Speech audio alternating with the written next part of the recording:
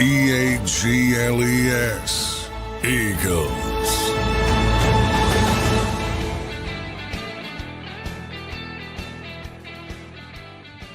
Welcome in, everybody, to a Wednesday morning edition of Football 24/7 as we get ready for one of the funnest days of training camp.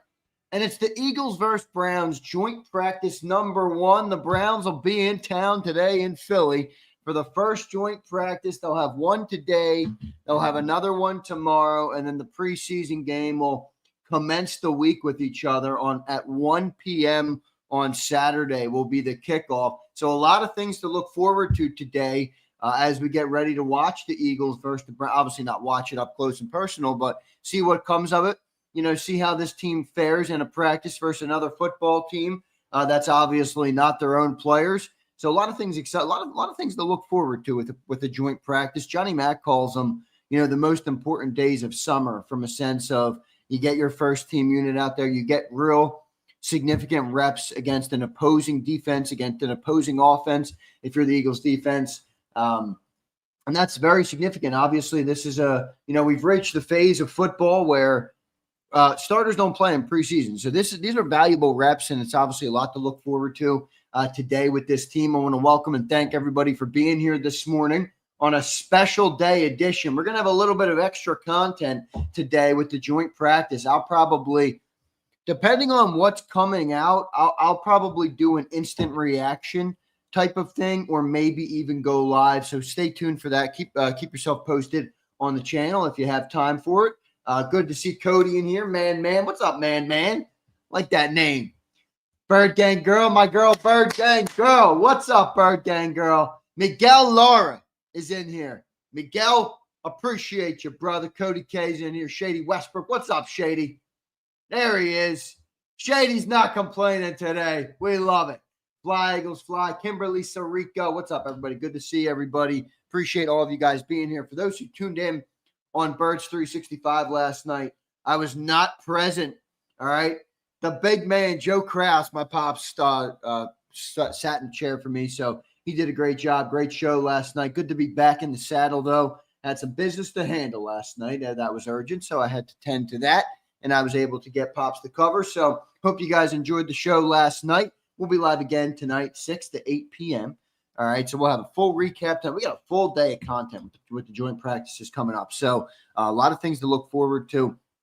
When it comes to practice yesterday, okay, I didn't see a whole lot. Now, I read Johnny Mack's recap, but I was out of the office for most of the day yesterday. I didn't have a chance to really consume. All I know is pretty light practice, short. I think it was like 50 or 55 minutes. So overall, the team is progressing nicely through camp. You're going into preseason game number 2. Obviously, with the scare to Landon Dickerson, we're all excited about that, about him, and the prognosis on that, or the diagnosis, I should say, on that. So that looks pretty good.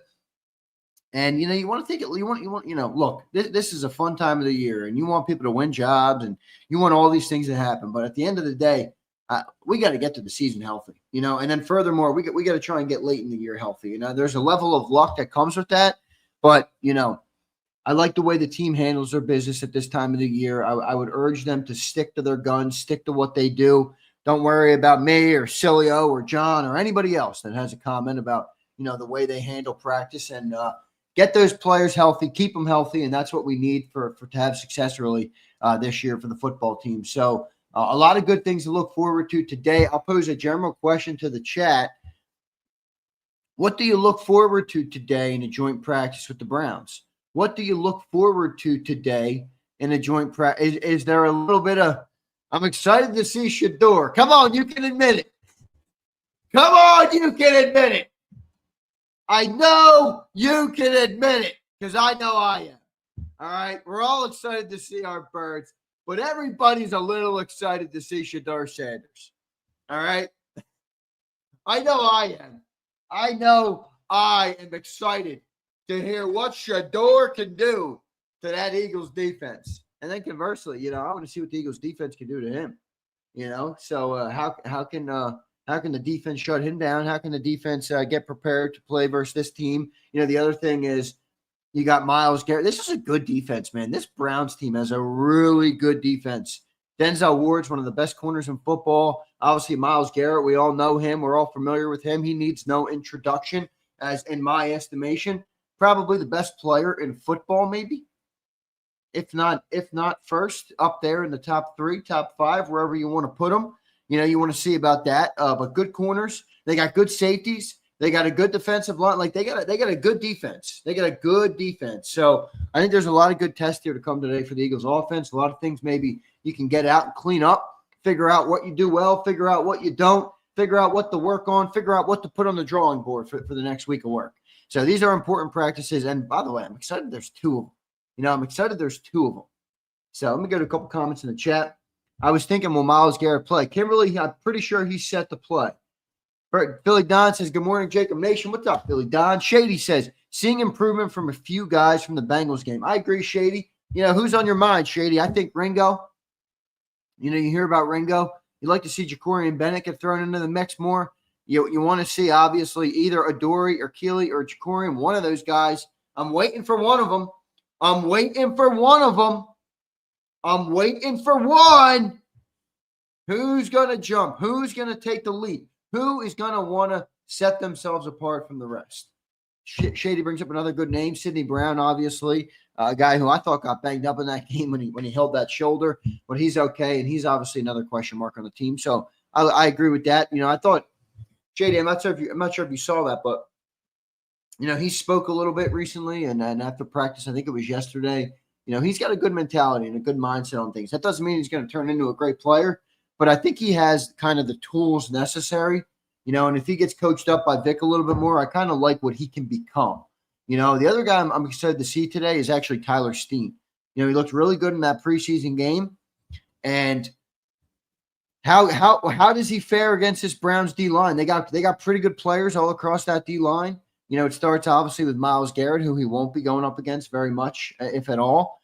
But how does Tyler Steen hold, versus this defensive line is definitely going to be something I want to watch. And then the other thing I want to watch is, I know A.J. Brown's good. I ain't worried about him.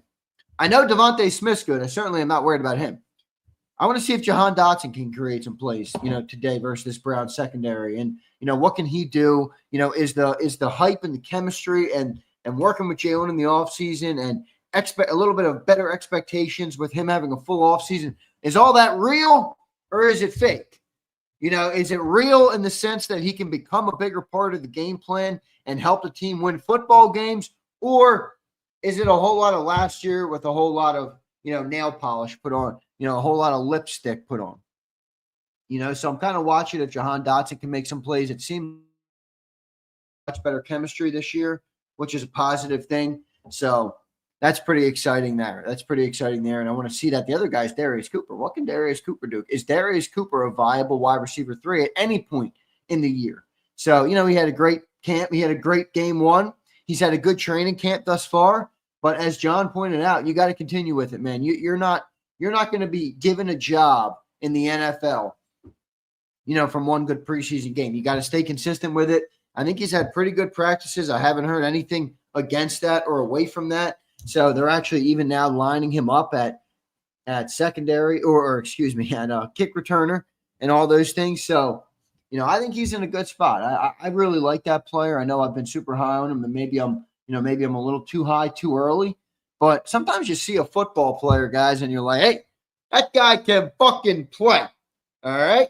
I don't know if he hasn't done much on the field.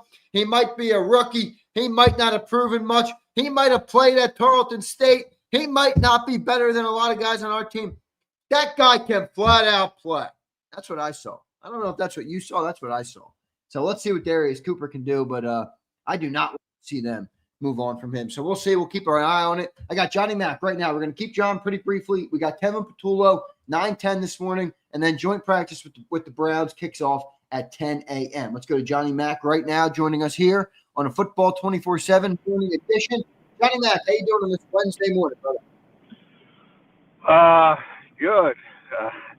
Desperately trying to make it down there. They moved Kevin Patullo up, so we'll see. Hit and miss. And I'm sure that traffic is no good right now, right, John? Sorry, I lost you there for a second. I said I'm sure that traffic is no good right there, right now, right? No, it's not great. So. Yeah, no, traffic doesn't move. Johnny Mac, what's on your mind, man? Coming into Eagles joint practice #1 with the Browns. You know, we've talked about you've talked about it a lot as some of the most meaningful days of the summer, and I agree with that obviously fully. Your thoughts coming into today's practice #1 with the Browns?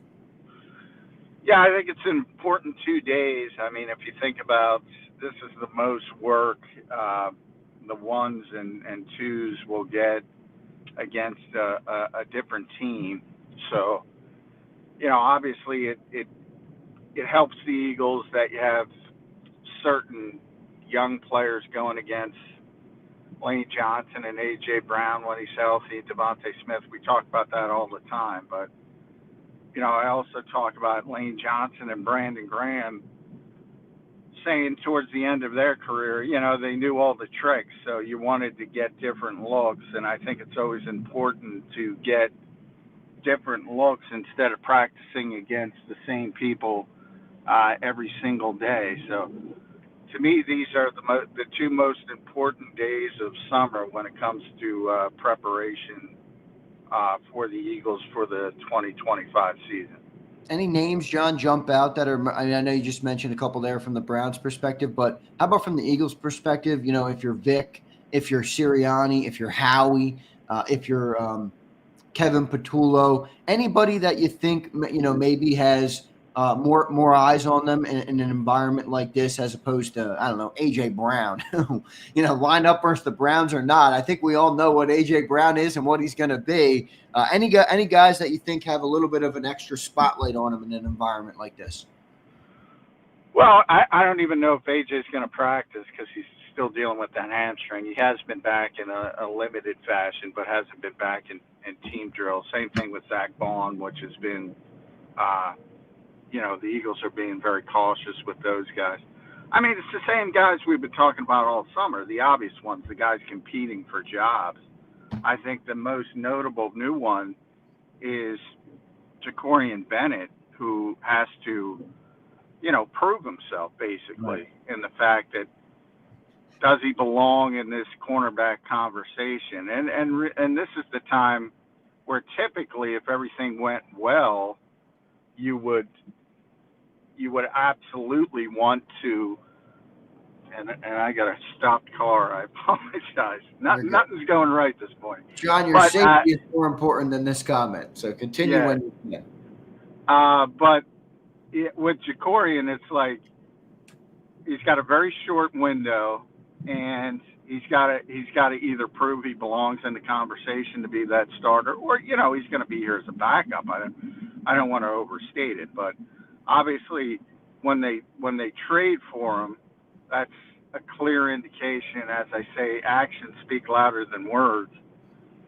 That, you know, things weren't going the way they liked with Keely Ringo versus Adoree Jackson. So all 3 of those players, this is a big 2 days for, and Bennett's the one who can put himself in the mix that we weren't even thinking about a couple weeks ago because he was still in Las Vegas. So, and then, you know, the obvious ones, Drew Makuba, that was probably the most notable part of yesterday's practice, which was very short,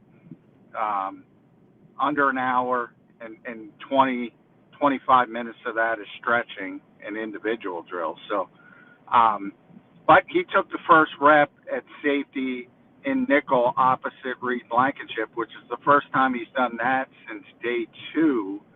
And then he got hurt with the shoulder injury. So that might be positive. Now, I think it was play 3 in the team period that Sidney Brown was right back out there. It could have been, like I always say, maybe Sidney was tying his shoe. I don't know. You know, when it's not, when the you know me, Zander, right? That first rep, everybody gets hyper-focused on, and a lot of people tune off after that. To me, the more valuable information is the number. And it was a heavy rotation day, and probably because there weren't a lot of reps because they weren't practicing a long time. Right. So they were specifically, I mean, at one point, Sidney Brown and Drew Makuba lined up together to get a rep with the first team. So, and Reed took a breather. So, not sure how much it means. We'll probably know a lot more today with the Browns. But I think, that's where they want to go with Drew Makuba. That's where they want to go probably with Kaylee Ringo. So when that's your default setting, yep, those guys have an advantage. Yeah, I love your analogy, John, with the GPS. Just makes a lot of sense. If that's the end destination, no matter how many turns, detours, different things you make, the thing is going to reroute and get you back home. That's just what they do. And if they're set on those guys, I think you're right about that. So we'll keep an eye on that. John, this Browns defense is really good. They got a lot of players, man. Myles Garrett, Mason Graham they drafted this year, Carson Schwarzenegger, Devin Bush, Denzel Ward, Greg Delpit, and Greg Newsome. They got a lot of really good players on this defense, John. It's going to be a test for the offense today. I think a good test for this team. Yeah, I think it's going to be a good test, and led by Jim Schwartz, who we know well is a very good defensive coordinator, probably in that, he's a top 10 coordinator easily in this league. So, yeah, I mean, that to me is the bigger test, certainly, and it starts with trying to block Myles Garrett when you're not game planning to block Myles Garrett. So it's probably going to be a long day for Jordan Mailata. He's used to it. But we'll see how it shakes out from that standpoint. Offensively, if the Eagles defense does not have a good day, I think that's much more telling than if they dominate, because they should dominate, because Cleveland right now is up against it from an offensive perspective. Yeah, so they don't have much.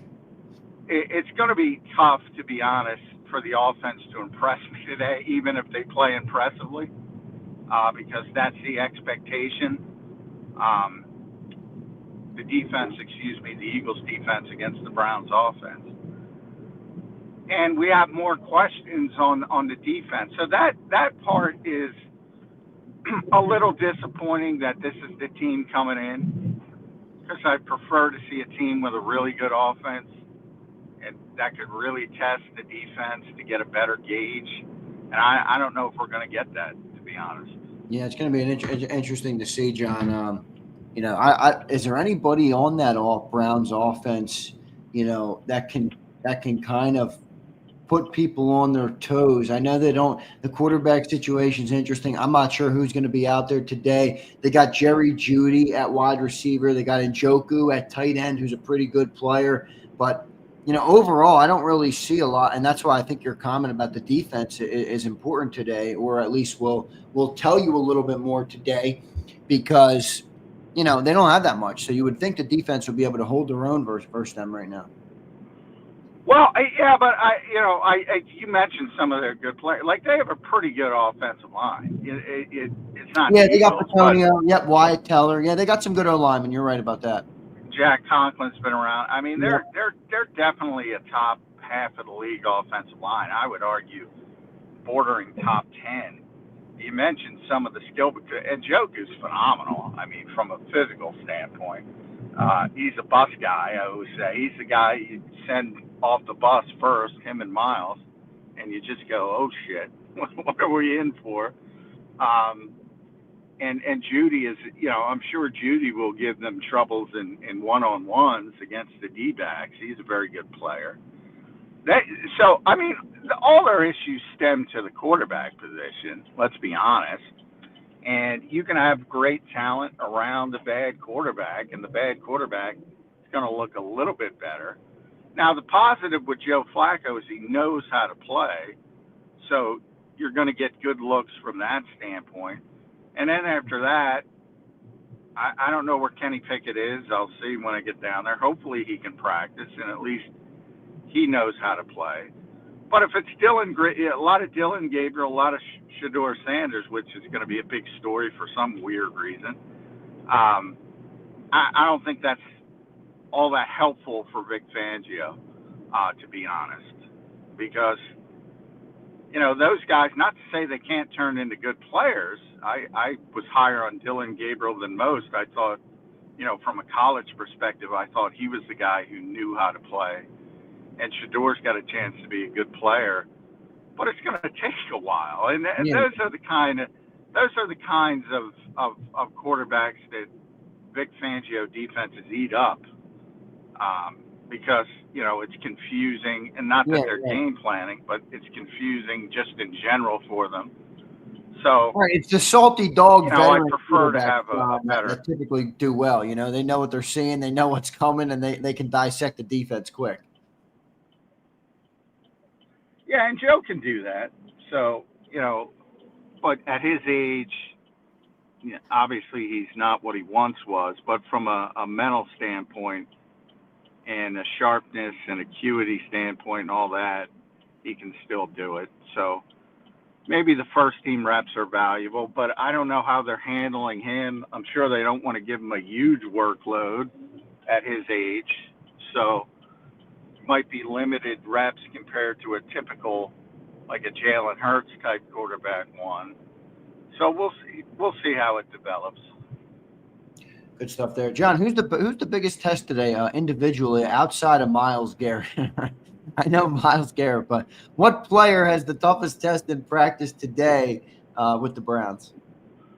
Well, I think from a fan's perspective, it's always skill position based. So you mentioned both of them, Judy and Njoku. So, the corners are going to have issues with Judy. It'll be interesting to see if we get Quinyon Mitchell matched up with him. I assume it will happen at some point. Gotta think Q'd be ready for him, though. Judy's a good player. He's no A.J. Brown. No, he's not, but, he's also new. So I like what I mentioned. He's not, Q's used to practicing against A.J., even though he's been out, and even Devontae. He's not used to practicing against Judy, who's a good route runner. And route runners tend to be different. They don't tend to be, they have their sort of own flavor. So, it might get a little time to get used to. But, more than Quinyon, because I know he can play. I want to see Ringo and Bennett and Adoree Jackson against Jerry Jeudy. And that probably wouldn't go as well. But, it can make them better.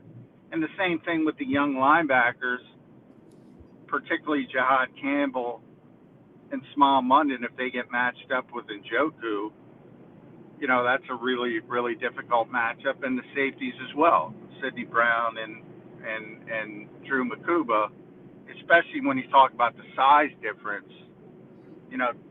Dallas Goedert's a big dude.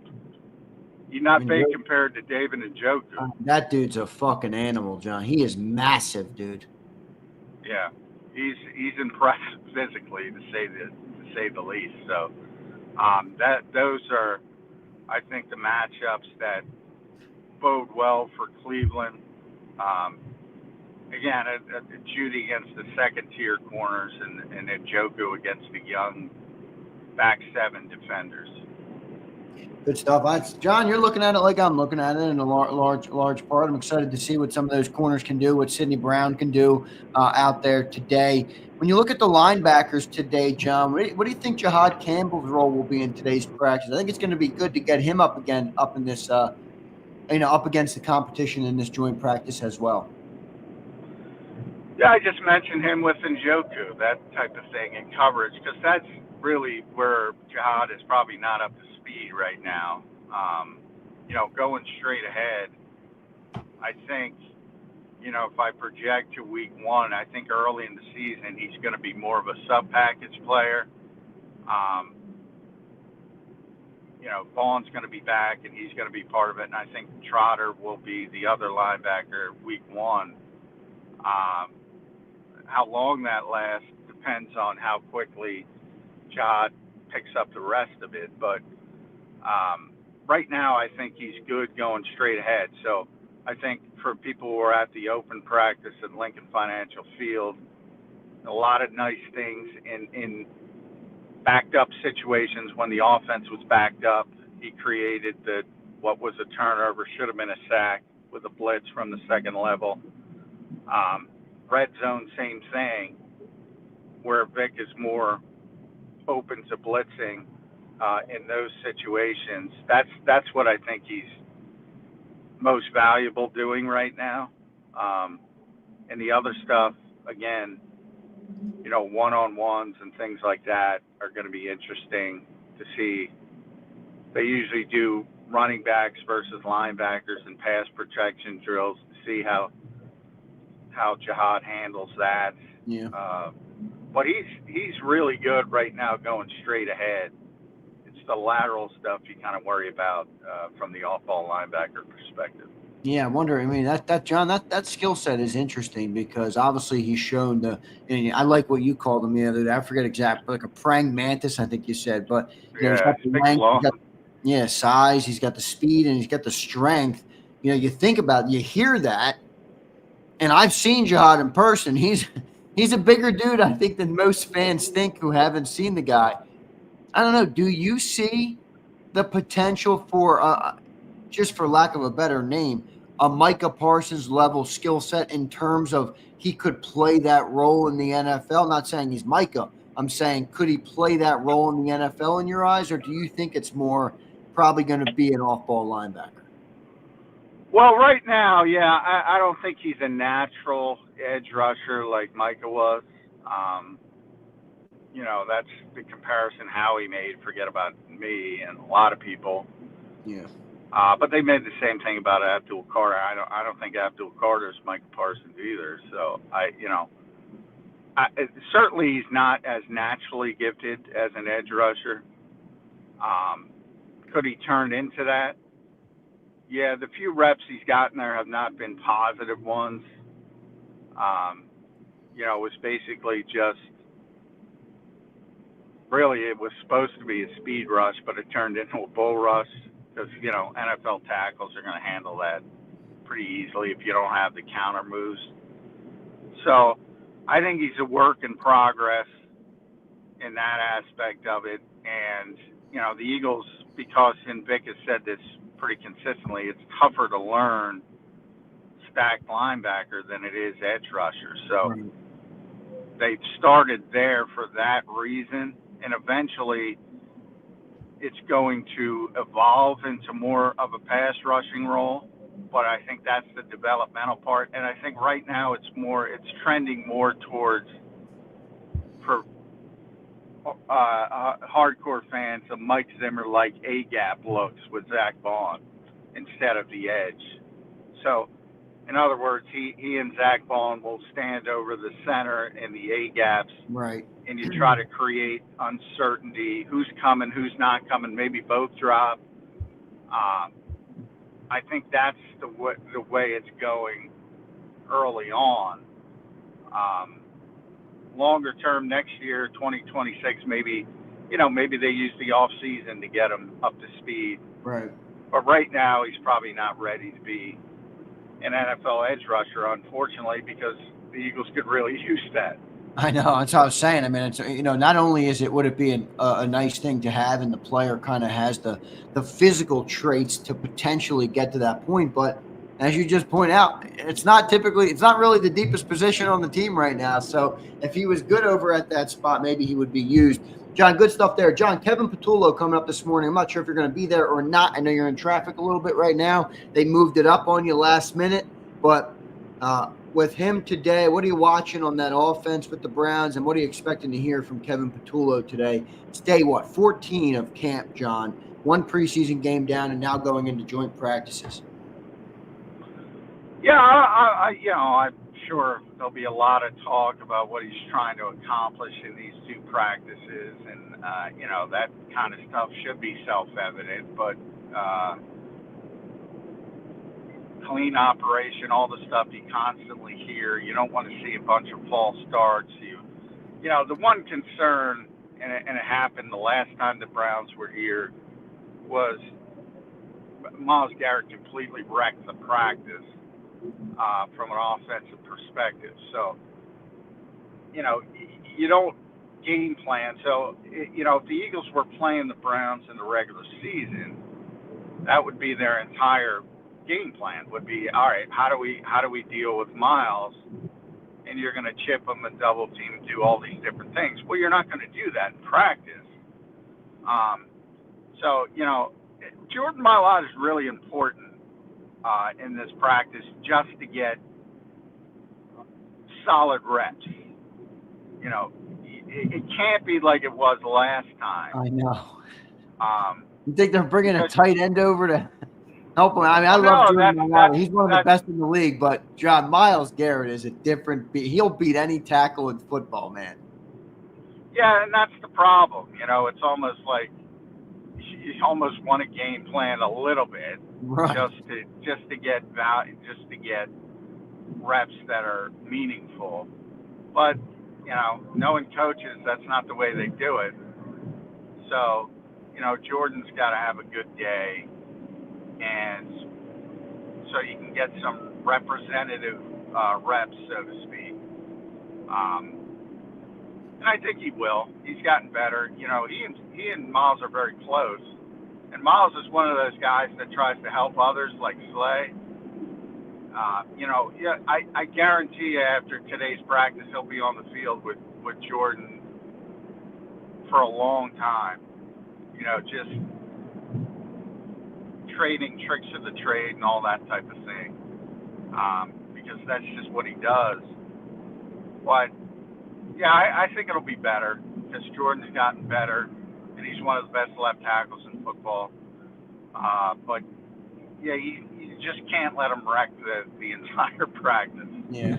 And there's always that chance, even no matter how good by the way, everybody, I don't think it would be a knock on Mailata at all to get beat by Myles Garrett. He is that good of a football player. So, Johnny Mac, your final couple thoughts here as we go into joint practice number 1. Thanks for doing it today from the car, brother. We'll be live again tonight, 6 to 8 p.m. Good to be back in the saddle, John. I missed last night's show. Glad you and Krause had a good one. I'm heading up to the bridge, so I kind of lost you there. But just your final thought, brother. Your final thought. Yep. Yeah, it's again, I think it's more important for the defense as the entire training camp has been, and this is a chance for Keely Ringo or Jacorian Bennett or even Adoree Jackson. Is Drew Makuba getting back in the mix at safety? Was that real in a very short sort of look at the Eagles yesterday? That to me would be a very big sign and a very clear sign that the Eagles really want Makuba to win that job. Because again, you can look back to last year with Cooper, who's a much higher level player coming in. And, he missed, now granted, he missed a little bit more time, but that set him back like weeks into the season.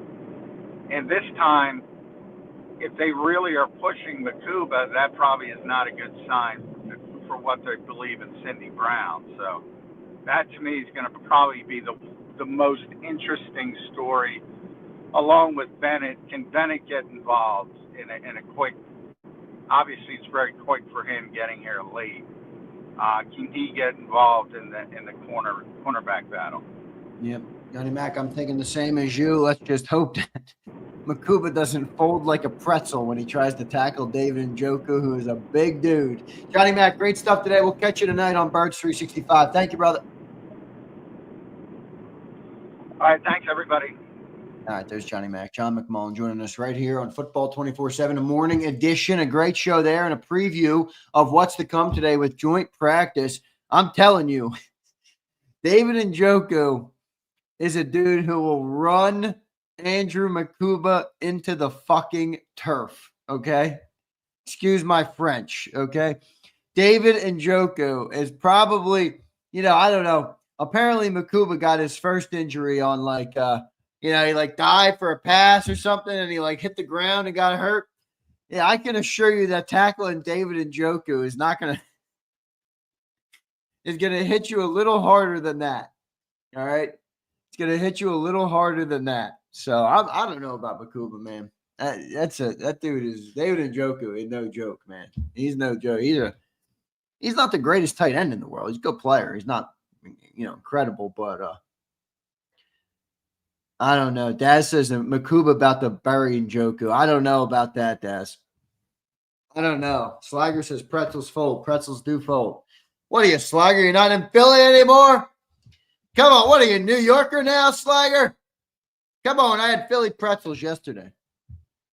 You know, when I'm like really hungry and there's no beautiful woman over here to feed me, I'll pop over to the Philly Pretzel Factory, pick up a sleeve of the minis, boom, dip them in some spicy mustard, filled for hours. I love a Philly pretzel.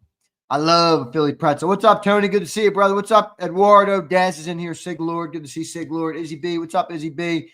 What's up, everybody? Good to see everybody. Good to see everybody in here. Joint practice today. I thought John hit the nail on the head with some of these guys. You know, you look at this Browns defense, though. They really got some good players, man. They got Myles Garrett and Malik Collins, Mason Graham, Alex Wright is their defensive line. Then you're looking at Carson Schlesinger, Devin Bush, Mohamed Diabate. I don't know. I'm not sure how to say that name, but he's questionable. We'll see if he plays. Then they got Denzel Ward, Grant Delpit, Ronnie Hickman, Greg Newsome, and Cameron Mitchell. I mean, they have a really good defense. They have a really good defense. So it's going to be interesting to see what the offense is kind of able to do versus them today. And then you look at the Browns offense. You know, that was their defense. You look at the Browns offense: Flacco, Shador, Kenny Pickett, Jerome Ford's their running back. They have Keyshawn Judkins. They drafted him this year out of Ohio State.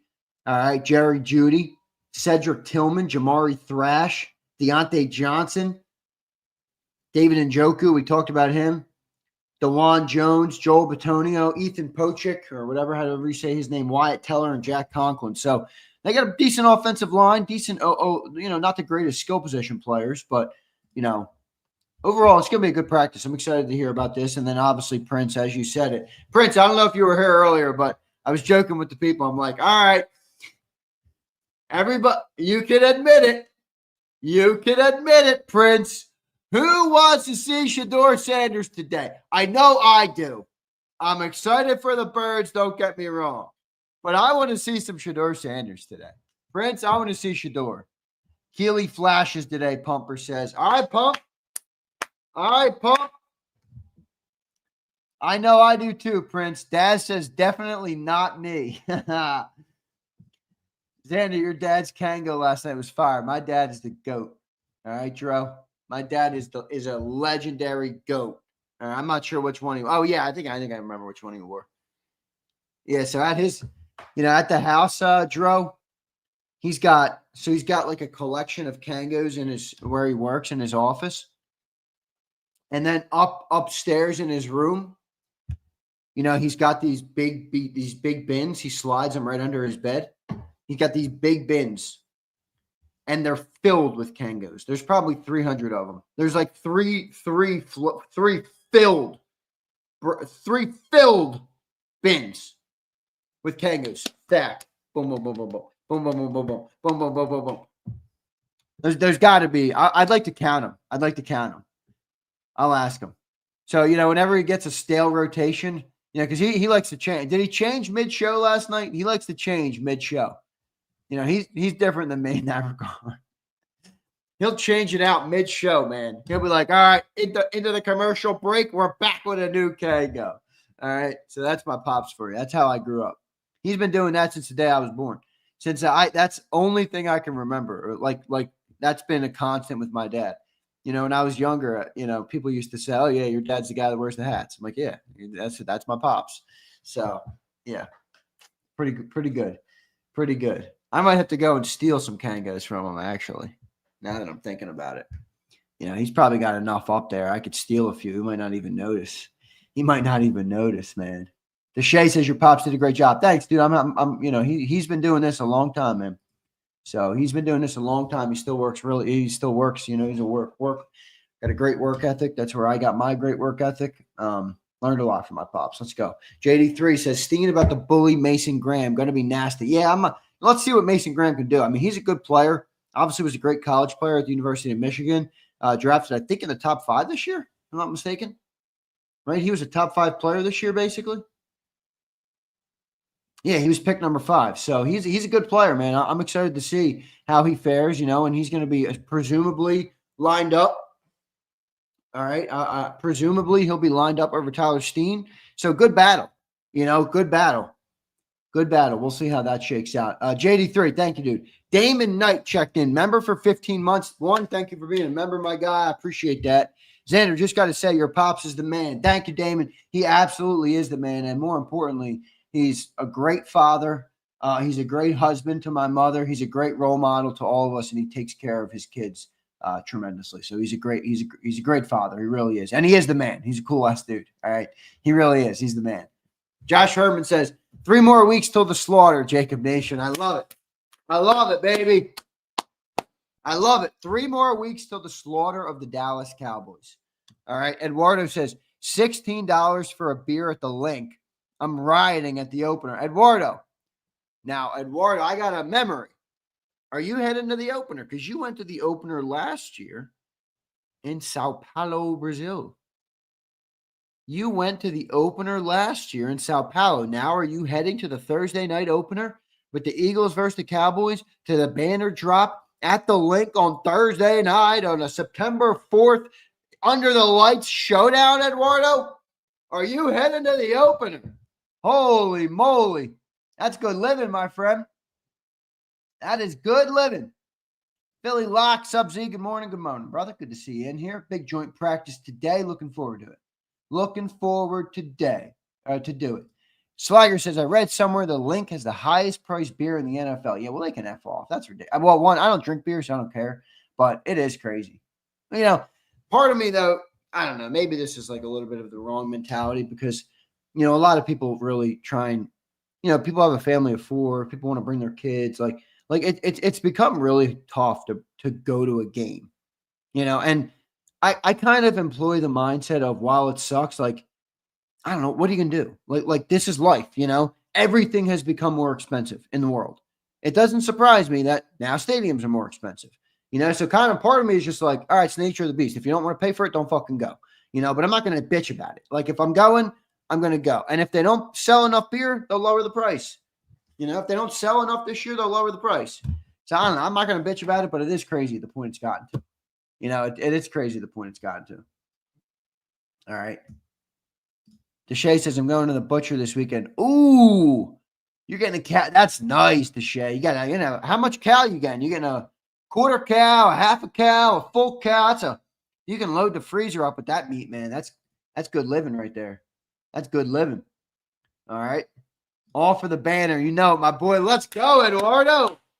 Let's go, Eduardo. My boy. I love Eduardo. He's a great listener here, great supporter of the channel. Eduardo, we love you, brother. I appreciate you, man. I appreciate you. Philly Lock says, any updates on Sidney Brown? How's he looking? And do you think we have the best 3 starting wide receivers? Let's see. I think when you look at, let's just leave Dotson out for a second. All right. Let's leave Dotson out for a second. Who's a tandem that matches up with Brown and Smith? Obviously the Bengals guys. You got Jamar Chase and T. Higgins over there. I think that's pretty close. I mean, if somebody said they prefer them over our guys, I'm not going to take it personal. I'd probably take our guys because I think Smitty's a lot better than T. Higgins. And I think AJ's right there with Jamar Chase. But Jamar Chase happens to be my favorite receiver in football. Maybe not. I'll probably go AJ. It's tough to see AJ because, I'm cool with the way we win games, but it isn't just a reality that we don't really play. We don't really play a style of offense that's conducive to massive receiver yardage, right? Like Jamar Chase won the Triple Crown last year and the team didn't make the playoffs. Like that's just the nature. That's like how they play. You look at the Vikings. I see that Jordan Addison and Justin Jefferson. I don't know. Can I make a comment?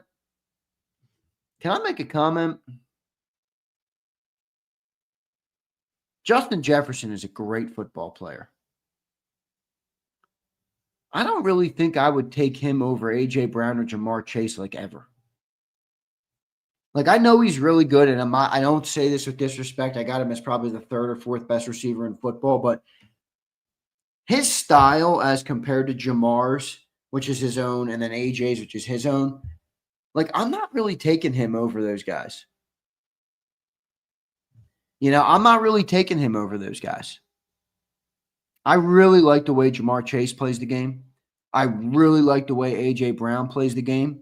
I love a physical, bigger body wide receiver that makes it tough to tackle, tough to cover him, has great hands, great speed. And Justin has all that. Don't get me wrong. He's got all that. But he's not that imposing body. And the other thing is, how many games has he missed?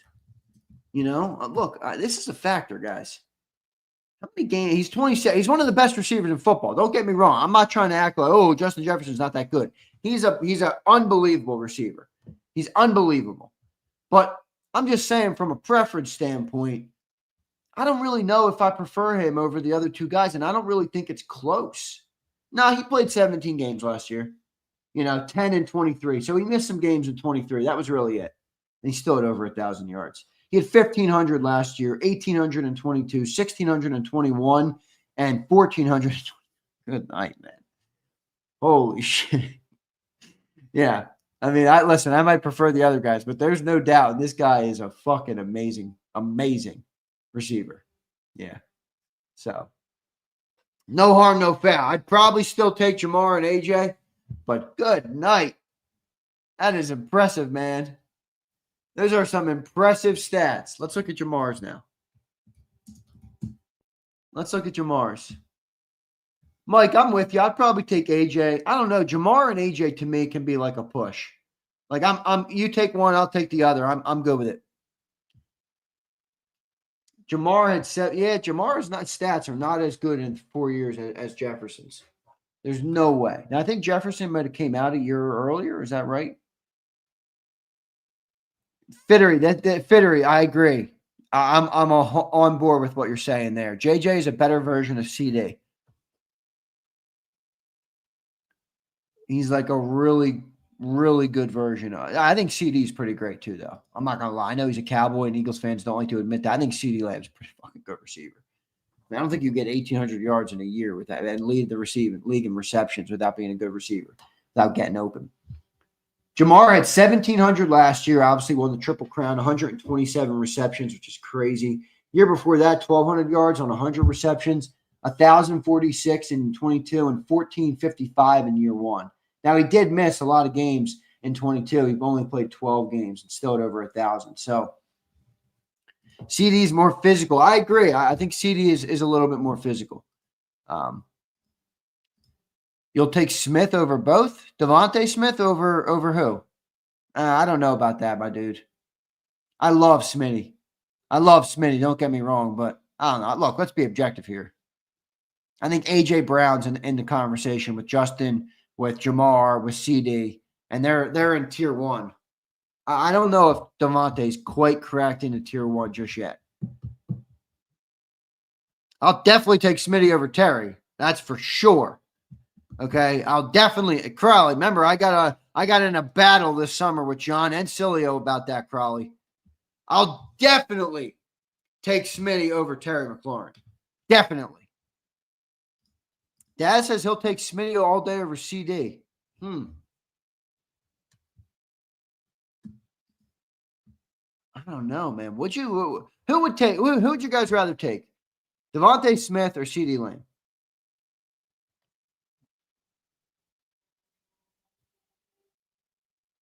Well, I do like the mindset. I agree with that. Put Smitty on a team that gets 200. That's true, Daz. He's not really on that type of team. Crowley says Lamb, not going to lie. I lean Lamb too, Crowley. James says CD Lamb. Fittery says Smitty. A lot of Smitties. Wow. CD, and I love Smitty. That's how I feel, Fleming. I love CD too. Smitty is clutch, no doubt, Primo. Smitty, but it's personal preference. I'm good with that answer. I think Devontae is over CD and playing the X and the Z. That's a fair point, maybe. Lamb plays a lot of slot.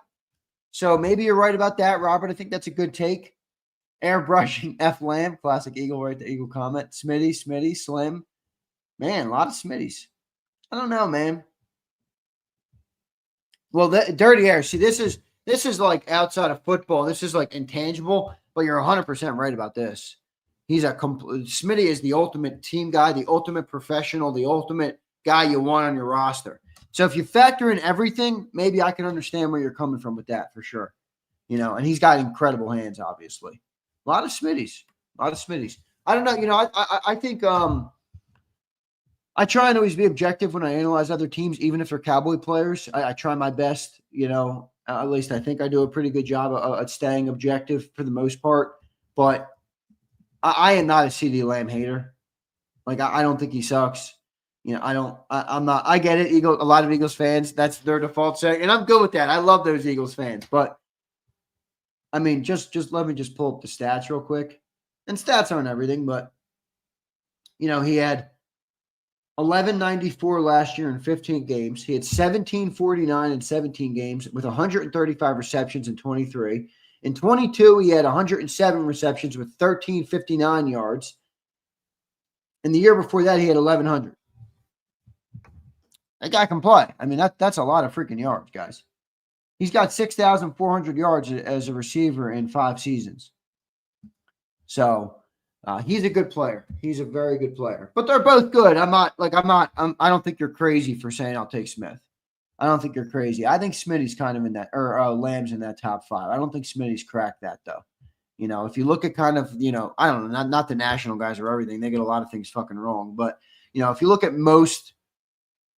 you look at most guys who grade receivers, and I know there's content, if he was a 1 somewhere, if he was in a more passing offense, like Joe Burrow, T. Higgins gets a lot of targets over there. It's a very pass-happy offense. So, I don't know. There is context there, but I think for the most part, people are putting CD above Smitty, which I can't really have a problem with. Smitty has certainly never put up 1,700 yards in a year. So, but we're right, Daz. We got a lot of weapons. We're a running team. We got a different style of quarterback. Like, we got there's a lot of different context. DK says, I honestly believe Smitty is about winning and not stats. 100%. Dude, that's a lot of this team. And that's a really I want everybody. Can I give you guys some homework? I fucking hated homework when I was a kid. I never did any of my homework. So I'm not trying to make it like that. But I got some homework for everybody. And I think this is homework you'll really enjoy. I'll get to the super, Brian. Give me a sec. All right. I got some homework for everybody. Okay? I got some homework for everybody. Let me find the clip. And I can tell you exactly what to type in. All right. I got some homework. So on the Joel Klatt show, okay? On the Joel Klatt show, Tom Brady went on the Joel Klatt show. And he talked a lot about modern quarterbacks, who his favorite in the game is, the development of quarterbacks, and I want you all to listen to it. You don't have to do the homework, all right? I don't give a fuck. I get it. I didn't like it either. But I'm saying, if you're a football fan and you're interested in listening to Tom Brady, who I think we can all agree is the greatest quarterback to ever play, certainly the most successful quarterback, the winningest quarterback to ever play, and you listen to him break down the game, I think you realize very quickly how much more there is to the position than just having arm talent, being good in the pocket. Dude, there's so much more to this position. And the way Brady explains it, from obviously a front row seat, a guy that played in the league for 20 plus years, a guy that won 7 Super Bowls and went to 10, a guy that has more experience than maybe anybody on the planet. And you listen to him talk, he called Mahomes his favorite quarterback right now. When I listened to him explain why, there wasn't one thing that was, he said it, he said he's got great, but it wasn't, look at the arm talent. That was a part of it. It was a part of his conversation, but he said, look at the way he gets his teams in the right place. Look at the way he does whatever it takes to win. Look at the way he gets his organization on board to fight for the end goal. It's a hard task to have an entire organization fight for the big goal, the Super Bowl. There's so much intangible that he talked about. And I look at Jalen and I'm like, he's better than almost every quarterback I've ever seen at that stuff. And if Tom Brady says it matters, I don't give a fuck about a damn pundit on national television who says they don't care about the intangibles. I do. And he shows me he's got it. So it matters. It matters. And they care about winning. They're focused on winning. Winning comes before the personal accolades with this team. That's an accomplishment in and of itself. And I think people don't analyze that properly when it comes to Jalen Hurts. I really don't. So that's my homework for you guys if you want to do it. All right. If you want to. If not, fine. But type in Tom Brady on Joel Klatt or quarterback, whatever it is, and you listen to him break it down, man. It's really, really good to listen to. Yeah, I heard that. There was also another clip floating around this week about Peyton Manning speaking directly about Jalen Hurts. I think he was on, I'm not sure what show he was on, but yeah, I heard that. That was a great clip as well, Vincent, of Peyton Manning talking about Jalen Hurts. All right. Dank, so freaking true, Dank. It's like John Madden said, 90% of football is mental. It's so true. Dude, 90% of life is mental. It really is. It really is. Collins show, got it. Yeah, that's where Peyton was. That was good. What time does the joint practice start? Kevin Patullo is set to speak in 10 minutes, so I'll get out of here so I can listen to him. And then 10 a.m., the joint practice will be. So I'll probably go live probably at the end of practice, I would say. Probably at the end of practice. But what up, Twizzler? Good to see you, brother. Good to see you in here. Most of life is a mental game. No doubt, man. No doubt, Crowley. I've been learning and honing that since I was born. All right. I've always tried to put myself in to have an advantage mentally, and I like to believe that I've done a pretty good job. But life teaches you lessons. You got to take them. You got to figure out how to use it to your advantage. Carve out your mental capacity, your mental ability. That's a very important part of life. I had somebody recently. I don't want to say they were judging me, but they were kind of trying to want me to be somebody I'm not in some regard, and respectfully, I said, dude, you don't walk a day in my shoes. All right. You don't live in my shoes. You don't see things the way I see things. And I don't mean it with disrespect, because I don't walk in your shoes, but don't try and tell me how to live my life. Don't try and tell me what I have to do to be successful. And this is not somebody that I was seeking advice from. So, I always say that, man. Everybody goes through different things. I've experienced a lot of different things in my life, a lot of hardships, good things, bad things, negative things, great things. Everybody's forged differently. Trey says, who's going to win the CB2 job? I don't know, dude. Trey, your guess is as good as mine, man. Your guess is as good as mine. Trey, ideally, I think it's Ringo. I do like the analogy John uses. It's like, if your GPS is set on a certain destination, no matter how many turns, it's going to take you there. I think overall they want it to be Ringo. Could Jacorium win it? Sure. I don't think he's shown enough yet. Could Adoree win it?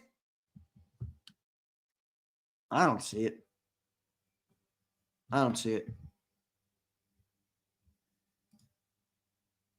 Yeah, PR, you're 100% right. He said, dude, I own a business. Yeah, 100% PR. It's all good, though. All right. Xander, get a hold of me about my sub. Wayne, did you reach out to me? I didn't see it. Let me look. Where'd you reach out, dude? This is the problem. I got too many accounts. I got too many social medias. I got email. I don't know where to look for people, I haven't been on Twitter very much, man. I've been focused on YouTube so far this summer. All right. Oh, I see it, Wayne. I see you, brother, on Twitter. I got you, Wayne. I got you. I'll get back to you, all right? Yeah, what do you look gray now, Wayne? What do you look gray? What are you, a gray dude? Holy moly. You're doing a great job, Z. Jacob, and no, we're not going anywhere. We're not going anywhere. As much as people want to say, oh, I'm praying on your downfall. Yeah, well, keep fucking enjoying the show, my friend. Keep fucking enjoying the show. I love what I do. Definitely not going anywhere, Jimbo, and I appreciate everybody. I appreciate everybody. Shady says me, not you, Shady.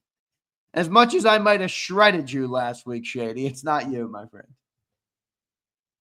You get wheels for your vet yet? Not yet, Primo. I did look up your cousin's company, though, or your, was it your son? I forget who it was. Your daughter? Forget who it was. I'm going to call him, though. I didn't do it quite yet, Primo. Not yet. I've been very busy with the work. I've been, got some thing going on. So I'll get there, though. Don't worry. I'll get there. I'm dealing with some brake stuff right now. I had to order some new brake pads. Got ceramic pads. So I put them on the other day, but I don't know if I want to re-up the stock pads. Yeah, I don't know. I got a lot of stuff going on with there. I'll get it done. We have legends giving Hurts his props, but Cam trash ass tried to hate. 614. I'll take the accolade. I'll take the love from Brady and Peyton. Joe held the showdown last night. Where were you at? I had some business to handle, Prod. All right. I had some business to handle. All right. Thanks for being here, Devin. I appreciate you, brother. Jody Mack coming back? No way. No interest in that. Dirty Air bought a race car yesterday. Holy shit. You're going to have to elaborate on that one, my friend.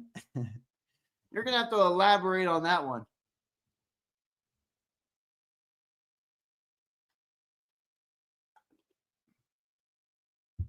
What do you mean, did I watch the show?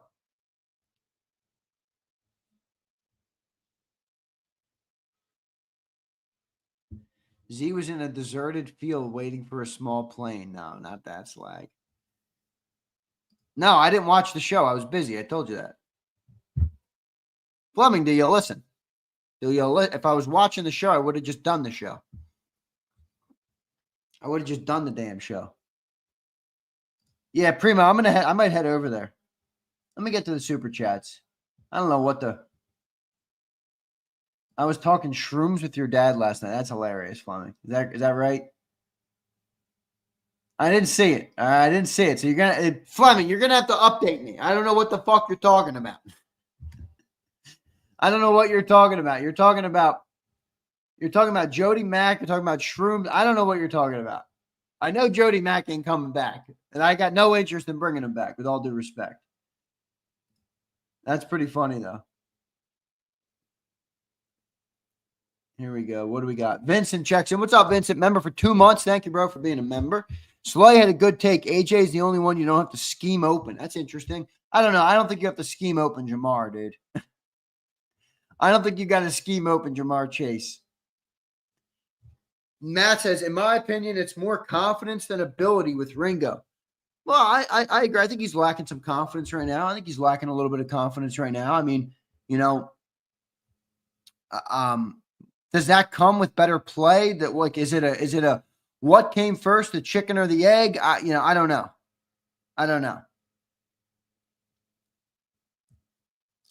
He's kind of, you got to play better. You play better, you get more confidence. You get confidence, you start to play even better.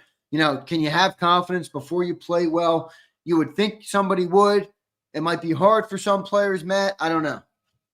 All right. Dirty Air. I like that nickname. That's better than Bingo.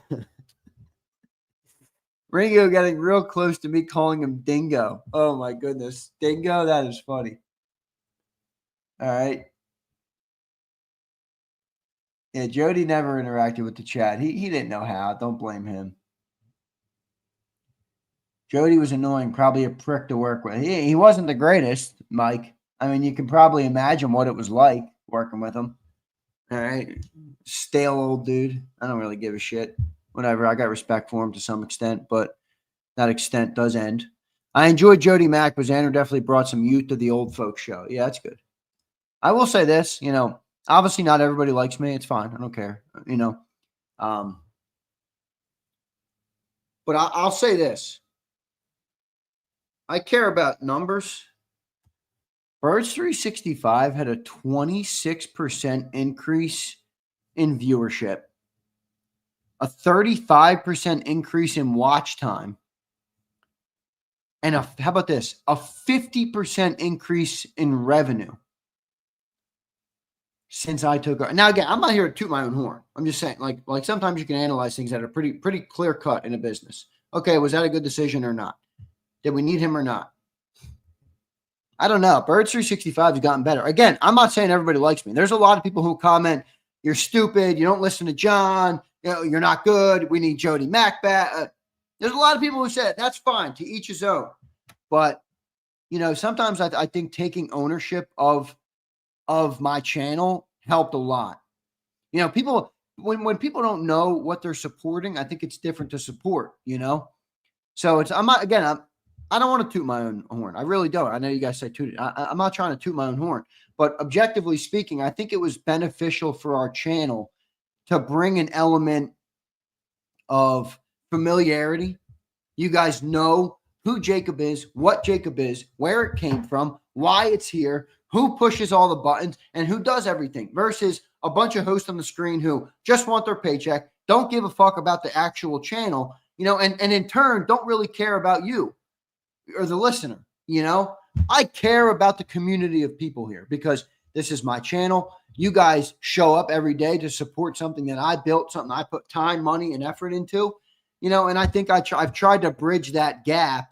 And Sills has always done a very good job at this, so I never worried about it with him. He's always interacted with the chat. He's always talked to you guys. He's always had an element of that.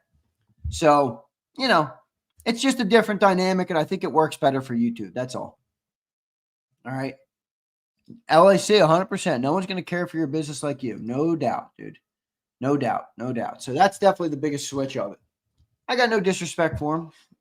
No disrespect, but not a road I'm looking to go back down. All right. Prince says, when you don't have a personal stake in the outcome, you're less likely to put in the effort to achieve. That's true.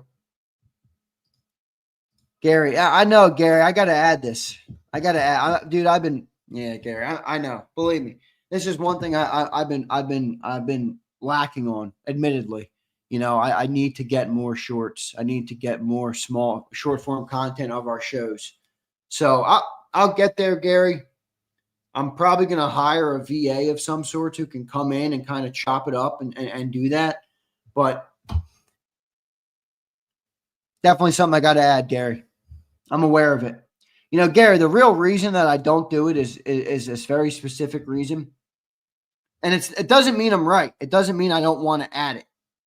But when we had all the change in our business, I focused on the revenue and increasing our money because cash is oxygen to a business. So if you get 1 million views on Twitter, which we have many times before, if you get a boatload of views on an Instagram post, which we have many times before, if you blow up on TikTok, which we never have, but we have some post over there, you don't get paid. It's basically advertising, which is good. I'm not saying it's not valuable. But I care a lot more about YouTube because YouTube pays. This is where we generate revenue. So I've always just kind of cared more about it. And because I'm only one man, I can't focus on everything. It is hard. People like posting everywhere is hard, man. I sit here all fucking day and you can't. It's a hard thing to do. So we'll get to it. But that's kind of why. Again, not a good excuse. Should still be doing it. But that's the thought process of I got to focus on what pays me first. I got to get that on the rails first. And we've done a good job about it. We've done a good job with it. And YouTube is obviously a good platform. We got a boatload of watch hours. I've told you guys that before. I brought you inside a little bit. We get a lot of views. A lot of channels get a lot of views. A lot of channels have a lot of subscribers. We have a lot of watch hours. I plugged our numbers. How many views we get in a year? How many views average show gets? How much watch time our shows get? And I put them in the chat GPT and I said, compare them to at-large YouTube channels and then sports media YouTube channels, all those different things. Our watch time is top of the top. Compared it to McAfee show. Top of the top. You know, we have our average view. Think about it. Ready for this? Our average view at large on the channel is 35 minutes long. The average viewer of the Birds 365 live show is over 1 hour. And the average view on a national football show with Dan Sileo is 1 hour and 10 minutes. So that's a lot of watch time. You know, if I get 1 million views on a short and they're 60 seconds a pop and the average viewer watches it for 50% of the time, that's 30 seconds of watch time. That's not that valuable. I'd rather have 1,000 views of 40 minutes because YouTube makes money when people spend time on YouTube. When YouTube makes money, they help us make money, you know? So people stay here and they watch our channel. That's the most valuable metric to me is watch time because that's what people, you know, it's one thing, oh, I can blow up on shorts but get 30-second views. It doesn't fucking pay me. It doesn't do any money. It doesn't make me any money. You know, we had one short blow up back in the day and, it, you know, I got paid $3. I'm like, geez, that wasn't worth it. You know, I'd rather post out more long form videos. So I get it. I still got to do everything. I'm just kind of explaining to you guys when you're a one-man show. And I haven't quite hired all the members of the team I'd like to hire yet. Got some things in the works. I have brought on one VA that's helping me on my back end stuff. And I'm going to hire another one that's on content. You know, I'm going to go there. So that's what I'll be doing. But yeah, see, Gary, that's the idea. That's the goal. You know, the reason for my question, I find long form video channels from short viral clips. Then I go find their YouTube channel. That's the goal. That's the goal. Yep, that's the goal. That's what we would want to do. Xander, if someone offered you the bag to buy JAKIB, would you do it or no? Probably not. Depends on the bag. What's the bag? I mean, I got a great business. I work for myself. I got two great members of the team, and Johnny Mac and Cilio, that are both not going anywhere until they want to go somewhere. I'm in control. I own my business. I have a good source of income to build my life. You know, I want to get married soon. I want to buy a house. I got a good source of income to do. Like, at what cost? You know, a couple $100,000. Fuck off. What's a couple $100,000 going to do for me? I'm not in on that. No, I put in way too much time and effort for that. And hey, somebody says, "Oh, I got 10 mil." All right, I'll think about it. I'll think about it. Sig Lord says it, 10 mil. I'll think about it. But even like 1 mil, you know. Now this is actually me. I'm the sole owner now of JAKIB Sports. So we started the business together. He's owned JAKIB Media for 12 years. But the Sports LLC and everything we do under this umbrella is all, I'm the 100% owner of it. I'm the 100% owner of it. We own the holding company together. We own the holding company together. Now, see, this is the catch-22 though, Jimbo. Ready? Jimbo, if I sold right now for $10 million, all right, ready, Jimbo? If I sold right now for $10 million, you know what I would do? I would start another channel. Like, this is what I do. This is what I'm going to do. I'm going to make content. I'm going to be on the camera in some regard. So, like, I'd sell it and then make another channel. Jimbo, you can come and find me on my other channel. You know? That's kind of the catch-22, because it's like, I don't know if I'm going bye-bye. I would just start it all up again. Probably have more money. Probably be able to, you know, invest in the back end earlier. Probably be able to have an operation that can reach more people quicker. So maybe there's an advantage to taking a 10 mil and restarting. But I'm just saying, I wouldn't leave. You know, people like, oh, I've heard a lot of people like, you'll never hear from me again. No, that's not, that won't be it at all for me. You'll hear from me. Might be a different medium, might be a different forum, might be on some different subjects. I'll be right back here, though, creating content probably for YouTube. You know? So I don't know. It's interesting. It's interesting. A lot of different ways to go about it. A lot of different thought processes, Jimbo. I don't think anybody's coming in with 10 mil right now, but maybe one day. Dirty D says, I need to find a way to make money doing something I love. And that's overrated, Dirty D. It ain't all about doing something you love. You got to have passion for what you do. I agree. But I think there's a lot of advice in the world that's like, be happy and like do what you love. Like, dude, life isn't like that. Like, that's not fucking life. You know, like you got to do shit you don't like in the world. You got to grind on things you might not want to grind on.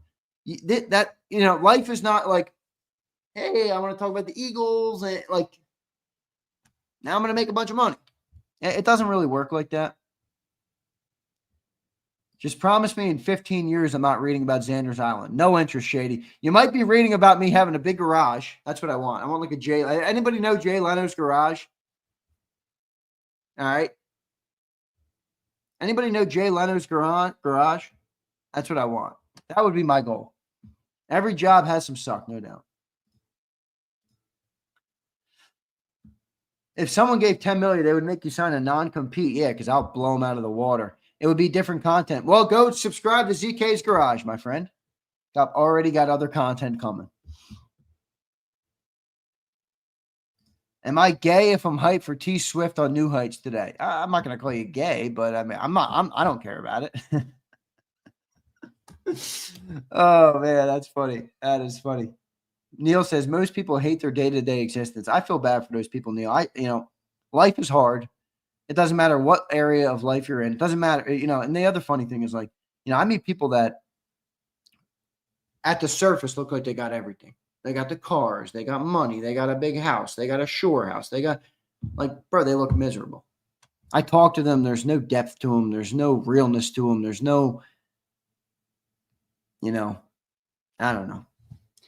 I'd rather have that over anything. No matter what I do, I'm going to try and enjoy my day-to-day. I'm happy to be alive. I really am. I'm happy to be alive every day.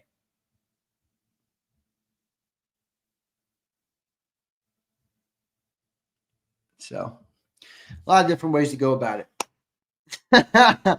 Wayne the pain. Wayne the pain. Oh my goodness. If you ever have to say, am I gay? You probably are. Oh my goodness, Wade. That wins comment of the day. Killer says, I'm a hospital worker who helps people every day. I love what I do. That's awesome, bro. That is awesome. All right. That is awesome. I don't think you're all going to love everything you do all the time, no matter what it is. No matter what you think, Dirty Day, if you start something that you love and you make money in what you love, you're not going to love it every day. All right. You got to look for the good. Because my GF is not an Eagles fan. She could care less what they do. She's not a fan of another team. She just doesn't care. She's just like, when is your show over? Can I get some you time? And I'm like, yeah, honey, give me a sec. I got work to do. I'm building a life that'll never change. Now, I got a very supportive girl. She understands what I do. That Bird Gang girl, I hate my job. I hope if you hate your job, that's one thing. I hope you don't hate your life, Bird Gang girl. You should be happy. You should keep your head held high. You're a dope person from what I can tell. So I'm sorry you hate your job, but keep your head up. Took me a while to do what I love, and even that has its moments where I want to punch. Facts, Dirty Air. Dirty Air has a cool job. You think I got a cool job? Dirty Air's got a cool job. All right? Dirty Air's got a cool fucking job.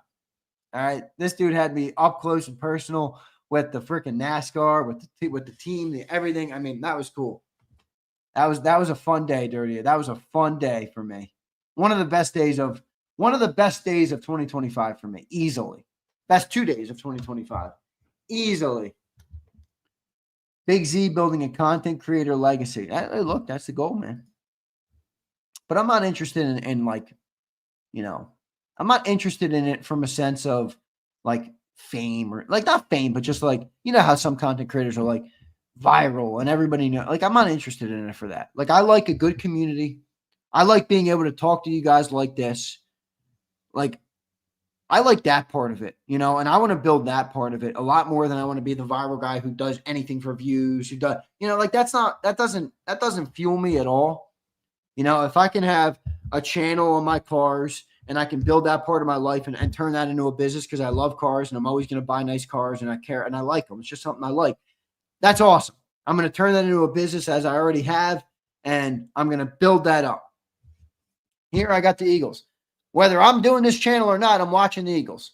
I got a great community of people here. This is why, I don't care about other Eagles channels that have virality more than me. Like I don't care. I want the good community. I want the viewers that want to tune in every day, like a lot of you guys do.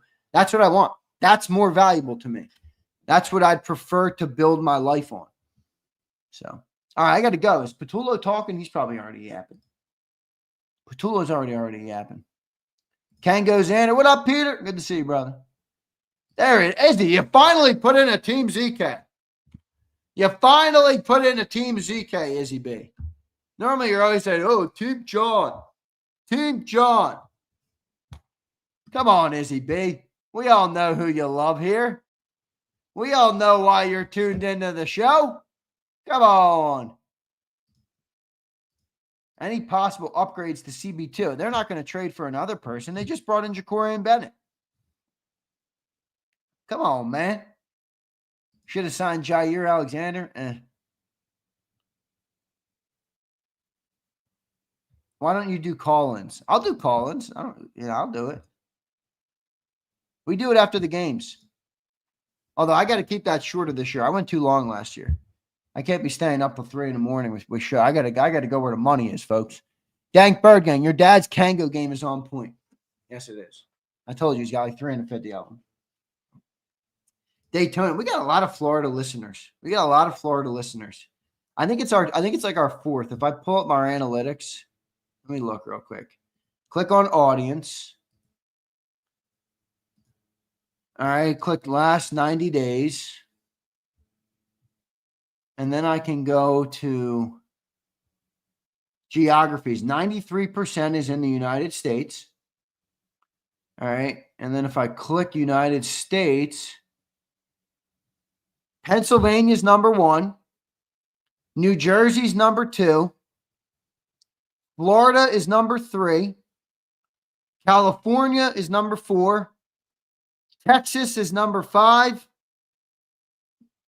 New York is number 6. North Carolina is number 7.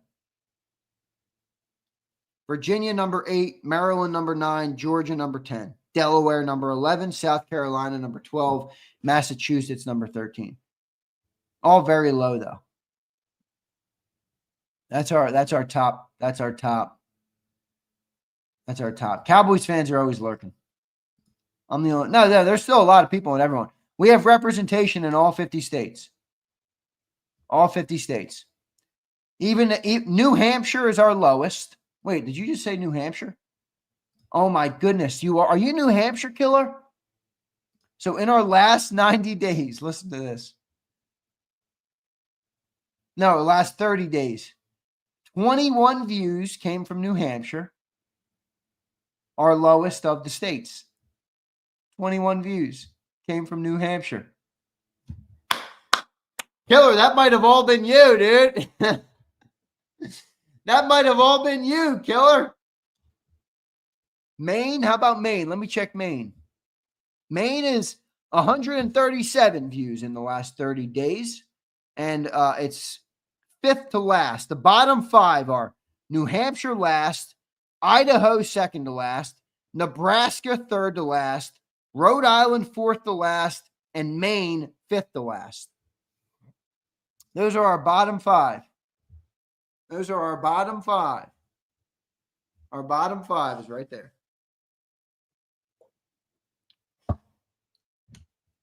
Kevin, are you there too? Nice, Kevin.